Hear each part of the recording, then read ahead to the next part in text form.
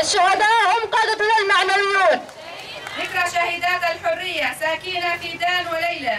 حينما يكون القلب والقلم متوحدين يستحيل أن يستسلم المرء.